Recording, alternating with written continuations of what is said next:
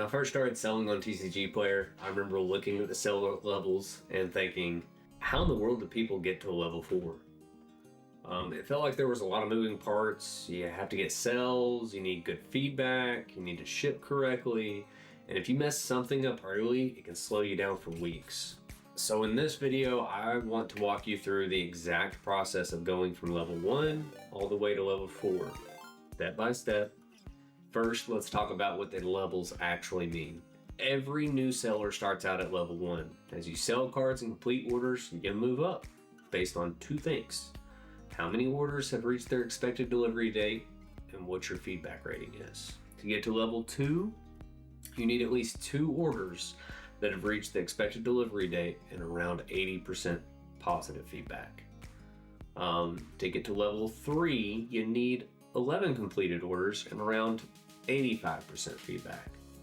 And to get to level 4, which is the big milestone, you need 51 orders that have reached their expected delivery date and about 90% feedback or higher. So the real goal here isn't just selling cards. The goal is building trust with buyers and consistently completing orders the right way. Let's start with the first step. Step 1 is getting your first sales as quickly as possible. That's it. When you're a brand new seller, the biggest thing holding you back is visibility and trust. Buyers don't know who you are yet, so the best way to get those first few orders moving is to price competitively. Wouldn't normally suggest that, but to get things rolling and going, it's definitely where you gotta be at. Look at the lowest listing for a card and consider pricing just slightly under it. The goal here isn't maximizing profit on your first few cards. The goal is getting those first orders through the system so they can reach their expected delivery date and you can start moving forward. Once those first few orders land and arrive successfully, you start building momentum and moving toward level 2. The second step is shipping correctly every single time. Shipping mistakes are one of the fastest way to get negative feedback and have to deal with refunds. And either one of those, it's going to slow your progress down dramatically. Your packaging should always protect the card and arrive in the condition you listed.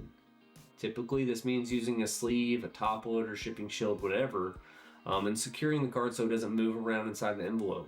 And if you're brand new and want a full breakdown of exactly how to package and ship your order safely, I made a detailed video showing my full shipping process. I'll put a link down below. Once your shipping process is solid, the next step is building consistent feedback. Feedback is what tells buyers they can trust you. One of the easiest ways to maintain good feedback is simply being accurate with card condition. If a card is borderline between near mint and lightly played, it's usually safer to list it as lightly played. Buyers appreciate honesty. Another thing that helps is shipping quickly. When buyers get their cards fast and exactly as they described, positive feedback tends to follow naturally. After you've got these basics down, step 4 is increasing your inventory and order volume. Once you reach level 2, your ability to list more cards expands. At this point, you want to start thinking about volume. Instead of listing just a few cards here and there, try to consistently add inventory. We're talking bulk rares, playable commons, uncommons, and cards from recent set and popular staples. All of them help increase the chances of getting more orders.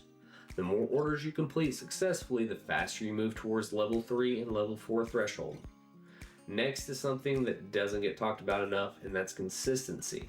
Getting to level 4 isn't about one big day of sales. It's about consistently doing the same thing well over time.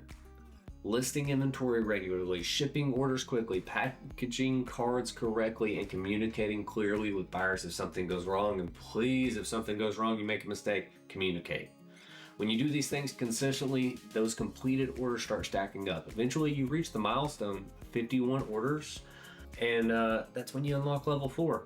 Level 4 is important because it opens up more tools for sellers. You get more flexibility with listings, access to additional features, and buyers tend to trust level 4 stores more because now you've proven yourself as a reliable seller. Before we wrap up, I want to mention a few common mistakes that keep sellers stuck at the lower levels. One is overpricing cards so they never sell. Another is shipping too slowly.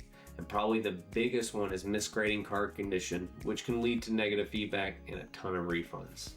Avoid these mistakes, focus on good service, and the levels will come naturally. If you're just getting started, remember that everyone begins at the same level.